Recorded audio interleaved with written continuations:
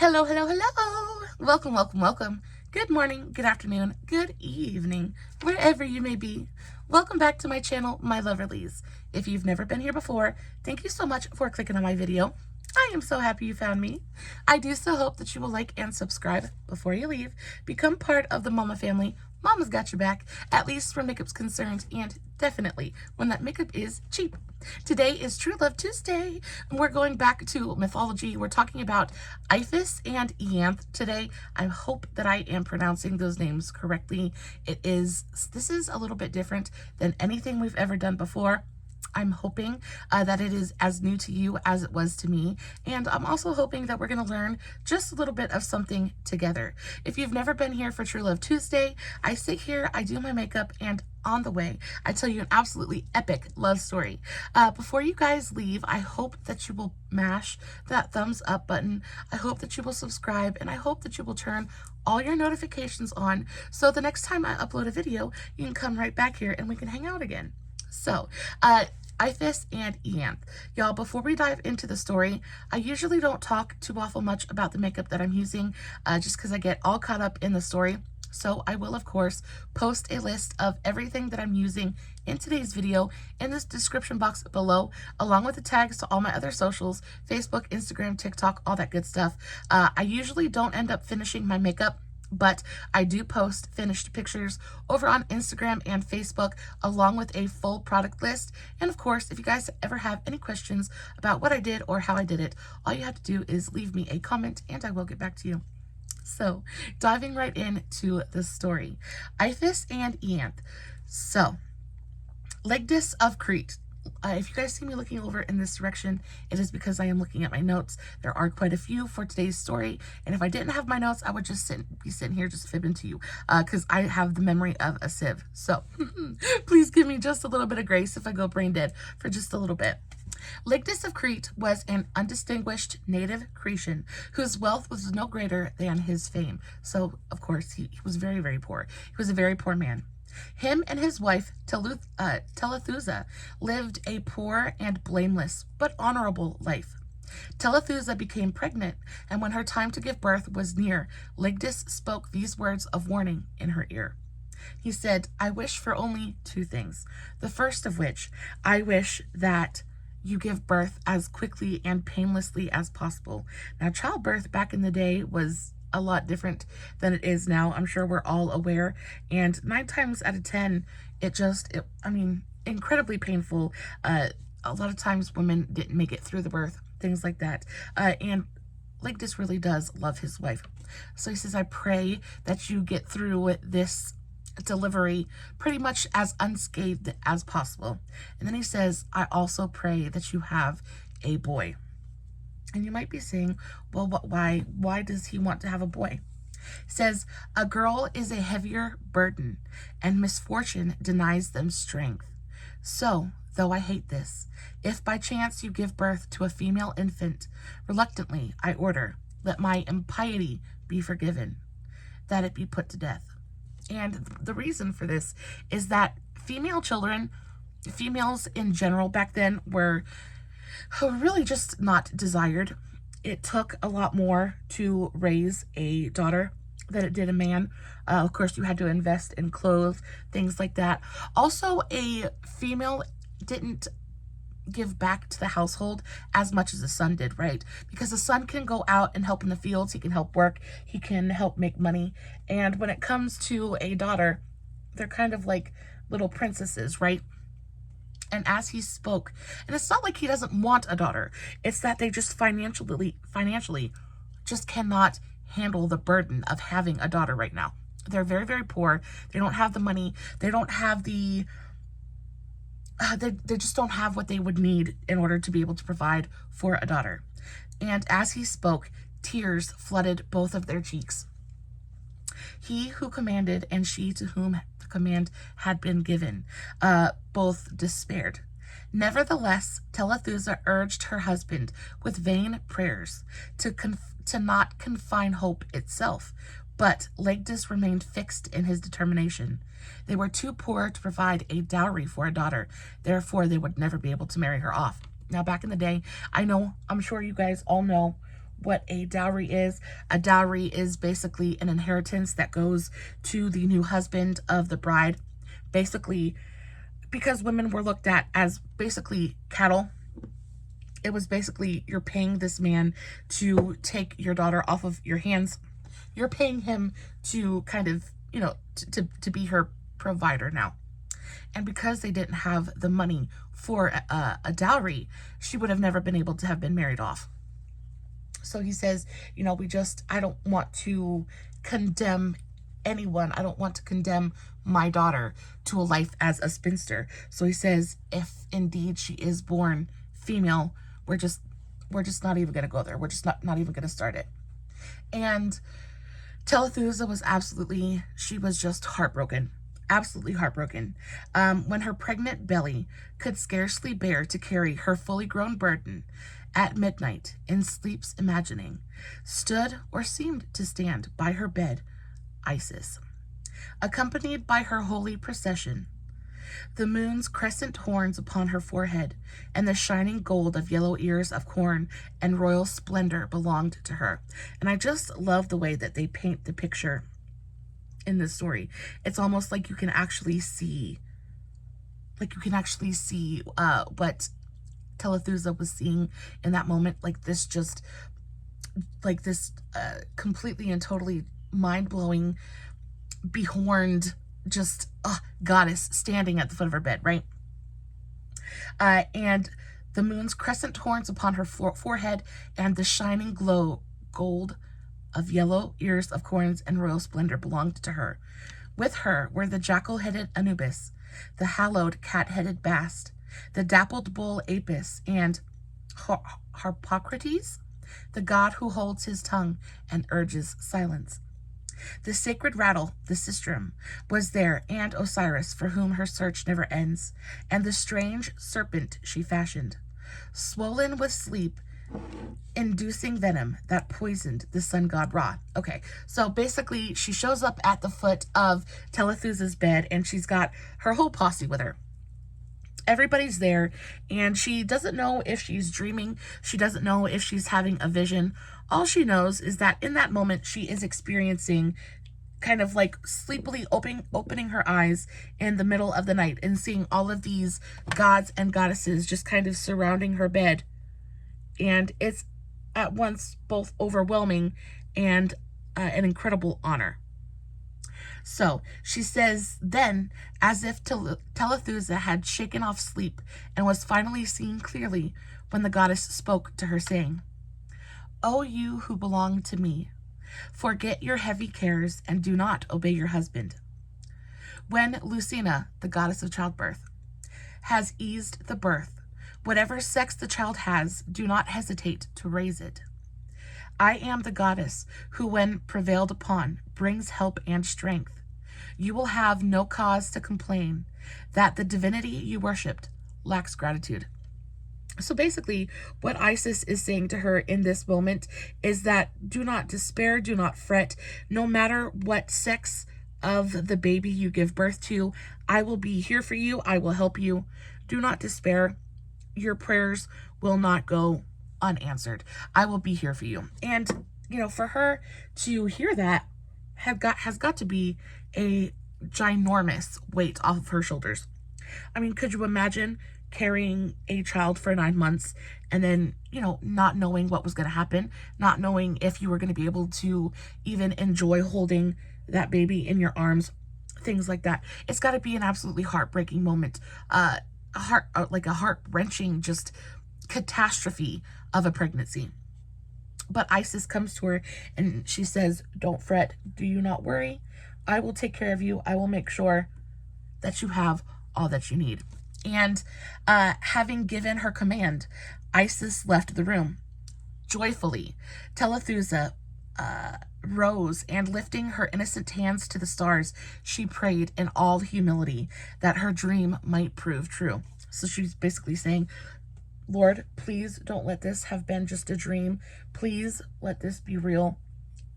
I don't want to have to give up my baby." And at this point, mothers always know. I feel like she kind of knows at this point that she's going to have a girl. And she's just kind of scrambling for any and every means of, saving her child, trying to make the best out of a really, really terrible, terrible situation. So next page. I told you guys this is a super, super long one. It's a really good one though. And then it says, and then it's time for her to give birth. And she's got to figure out how to how is she going to spin this so that Ligdus doesn't find out what's really going on. So when the pains grew and her burden pushed its own way out into the world, a girl was born. Of course, we all knew that this was coming, right? A girl was born. Telethusa ordered it to be reared and raised deceitfully as a boy, without Ligdus knowing its true gender. She had all that she needed, and no one but for the nurse knew of the fraud. Ligdus made good on his vows and gave it the name of his grandfather. The child was called Iphis. The mother was delighted with the name since it was appropriate for either gender, so it's, good for either a girl or a boy. And no one was cheated by the name, right? So she, even though Iphis is a girl, it's not just like, it's not naming a girl John, right?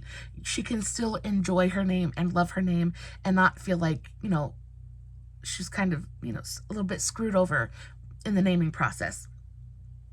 And for it, no one was cheated. From that moment, the deception began and a sacred lie went undetected. The child was dressed as a boy, and its features would have been beautiful whether they were given to a boy or a girl. So I think all of this is a part of the goddess's plan, because Iphis ends up being truly a very androgynous being, right? And honestly, it works in her favor because, she's a female born to be a man. And of course, it wouldn't work. The lie wouldn't have worked if she would have been born and been a traditionally feminine beauty, right? 13 years passed.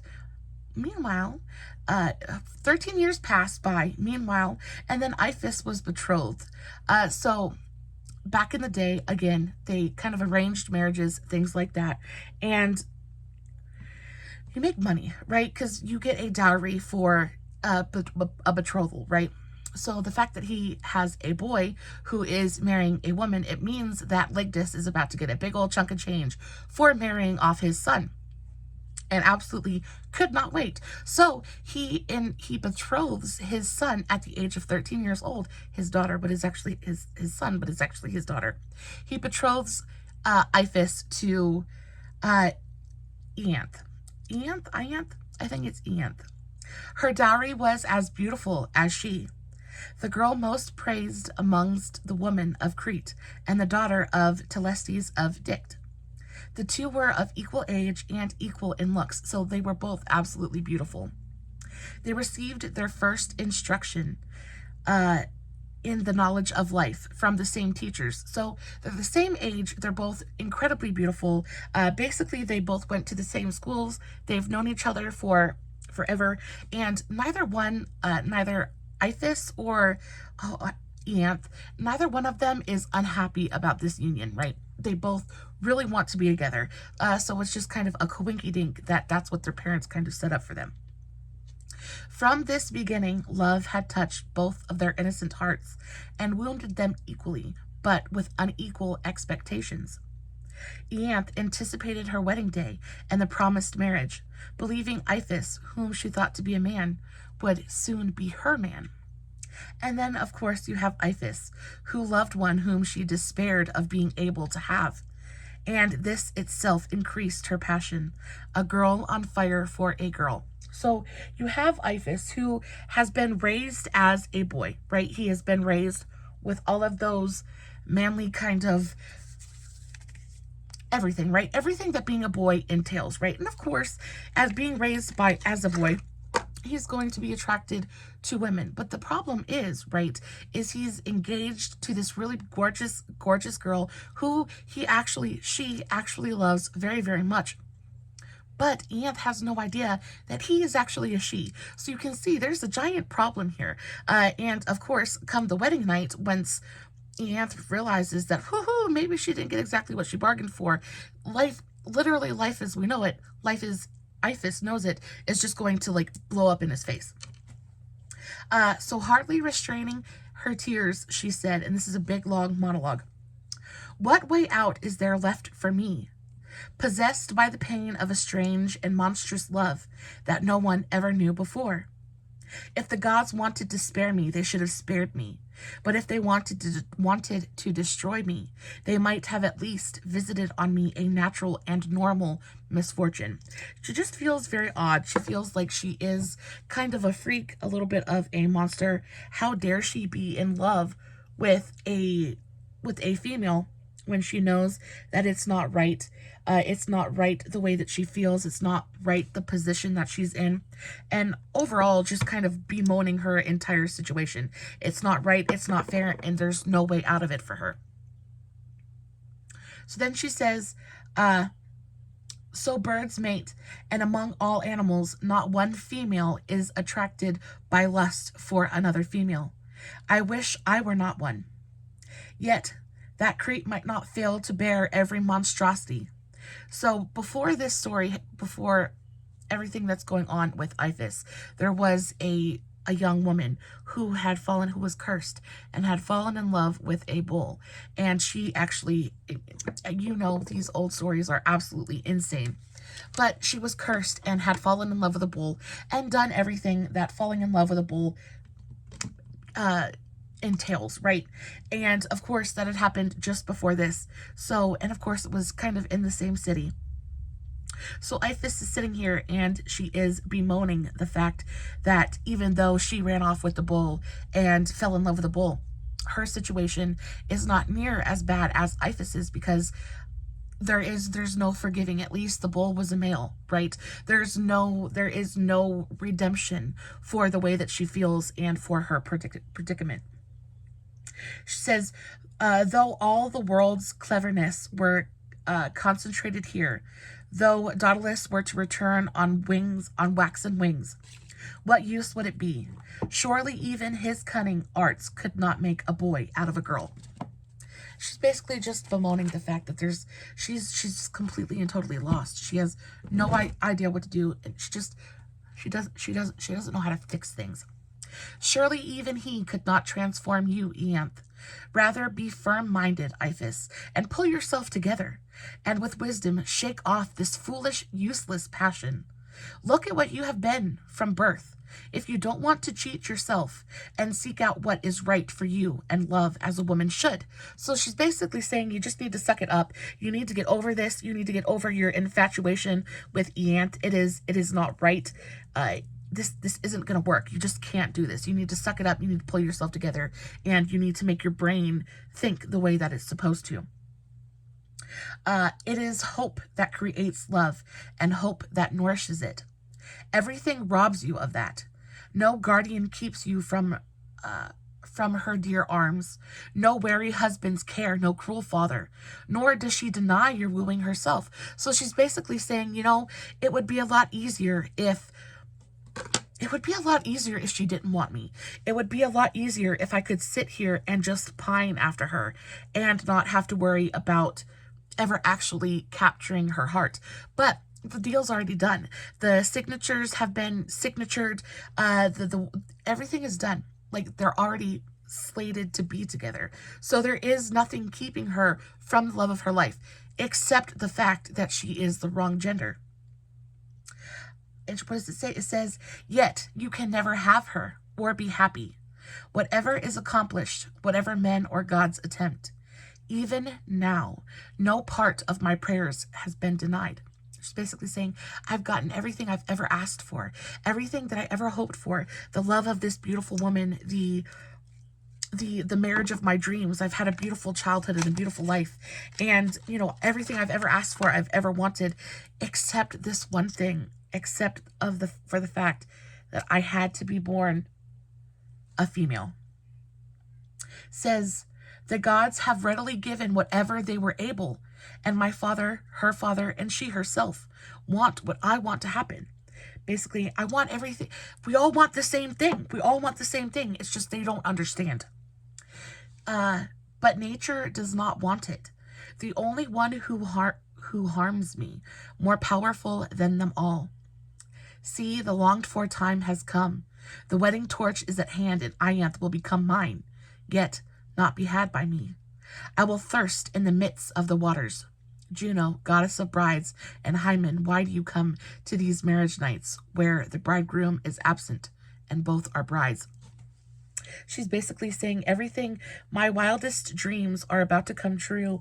Everything I've ever wanted and everything I've ever asked for, everybody's on my side.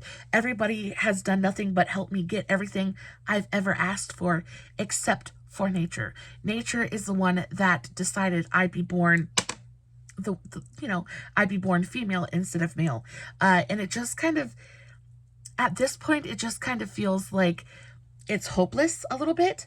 Iphis just kind of feels like, what is the point? What is the point of all of this when I'm just going to be found out, and everything that I have wanted so badly for so long and everything that is so close at hand is just going to be ripped from my grasp? What is the point? I'm basically setting myself up to fail. With these words, she stopped speaking. The other girl was no less on fire and prayed that Hymen, the god of marriage, would come quickly so that she could soon be with her love, so that Ianthe could soon be with Iphis. And as you know, and I think that it's funny that they're both sitting there praying.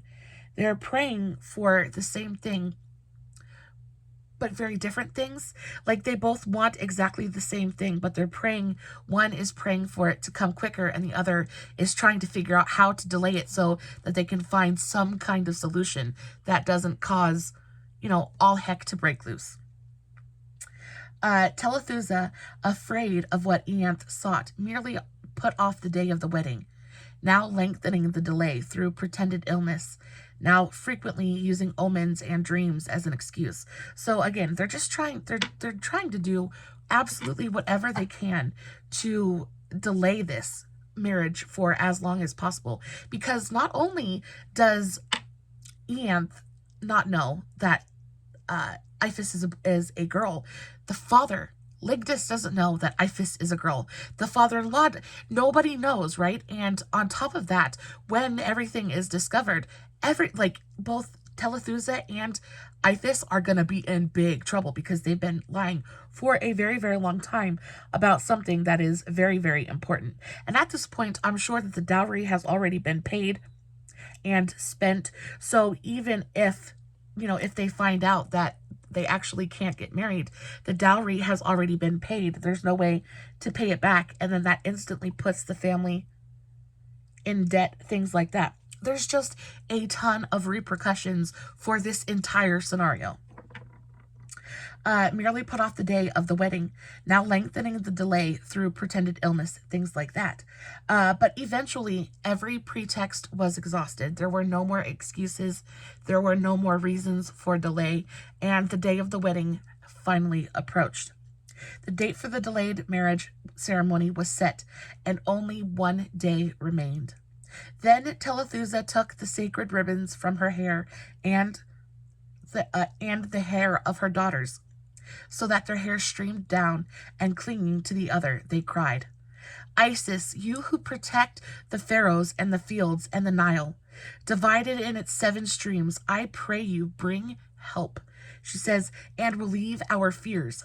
Goddess, I saw you once, you and those symbols of you, and I knew them all, accompanied by the jingling bronze of the sistrum, and imprinted your commands on my remembering mind." So basically she's saying, I remember when you visited. I know that was real. I know that you were really there. I remember what you said. You said that you would save me. You said that you would help us. You said that everything was going to be okay. And yet I haven't heard a word from you. Where are you? Where is the help that you promised us? I knew them, and commands on my remembering mind. That my daughter looks on the light, and that I have not been punished. Behold, it was your purpose and your gift. Gladden us with your aid. have pity on us both, because at this point, the wedding is freaking tomorrow, y'all. The wedding is tomorrow, and at this point, as soon as the sun rises, their goose is cooked. Like, they are completely, and they're just complete wrecks. What do you do? What are we supposed to do? Like, how is this, how are you going to fix this, Isis? You need to come down, and you need to fix this, and you need to tell us what to do. Tears followed their words. The goddess seemed to make the altar tremble. It did tremble, and the doors of the temple shook. Her horns, shaped like the moon's crescents, shone, and the sistrum, a musical instrument of ancient Egypt, consisting of a metal frame with metal rods. I just wanted to explain to you what a sistrum is. It's basically a metal rattle. Rattled loudly. Not yet reassured, but gladdened by the auspicious omen, Telethusa left the temple. And at this point, Telethusa basically is like, you know what? She's here. I can feel her presence. She is going to help. Everything is going to be okay. And Telethusa kind of retreats and leaves it up to Isis. She kind of like says, Jesus, take the wheel, and says, Isis is going to fix everything. Isis is going to make everything better. Iphis followed, taking larger paces than before, and with no whiteness left in her complexion, with additional strength and sharper features, and with shorter, less elegant hair, showing more vigor than most women have. Take your gifts to the temple, Iphis. Rejoice with confidence, not fear. You, who were lately a girl, are now a boy. And it was as Isis commanded. Her face seemed of a darker hue, her strength greater, and her features more stern. Her hair, once long, was now unadorned and short. There was more vigor in her than she had showed in her girl ways. For in the name of truth, Iphis, who was a girl, was now a man. They took their gifts to the temple and added a votive tablet inscribed with the brief line, Iphis performs as a boy what he promised as a girl. The next day's sun revealed the wide world in its rays, when Venus and Juno joined with Hymen and came to the marriage torches, and Iphis the man gained possession of Ianthe in marriage. And y'all, it's insane. Like, this whole story is just so, I first of all had never heard it before. So I thought it was both intriguing and incredibly different. I had never heard a story in any ancient capacity, right, that had anything to do with female on female passion, love, things like that. You do sometimes get myths that have, you know, boys who fall in love, things like that. But I've never really heard of anything about women feeling passion for each other. And on top of that, excuse me, and on top of that, you have that not only does this woman fall in love with another woman, but by the end of the story, she's no longer a woman. She turns into a man with the help of Isis, right? So I just thought it was an incredibly intriguing kind of story. I'm sorry, my I've been talking and my throat is so dry. Anyway, y'all, that is the end of today's story. I would love to know how you feel about it. I really thought this one was a good one. Fun fact, the story of Iphis and Ianthe is the only mythological account of female same-sex desire in all of Greco-Roman mythology. The main social inscription in this myth is the need for a male heir in a patriarchal society and the inevitable misogyny that creates, which I thought was very fitting for kind of the way the world is going right now. Just feel like life and intersex relations are just not great at the moment. I see so much on TikTok, Instagram, Facebook, just so much of men hating on women, women hating on men, misogyny, misandry. I just thought the tone of this story was very applicable to what's going on out there right now. As always, guys, I would love to hear your thoughts on today's stories. I will, of course, finish my makeup and post finished pictures over on Instagram and Facebook. All the products I use will be in the description box, along with the tags to all my other socials. If you're not following me everywhere, make sure you go do that. I post fun content every single day, and if you're following me everywhere, you don't have to worry about missing a single moment of it. Guys, as always, no filters, no edits, no fancy lighting. It's just me sitting in front of my camera telling you guys an epic love story, hoping you guys are enjoying what I'm doing. And until next time, Stay safe, take care of yourselves, and remember, you're important. Bye.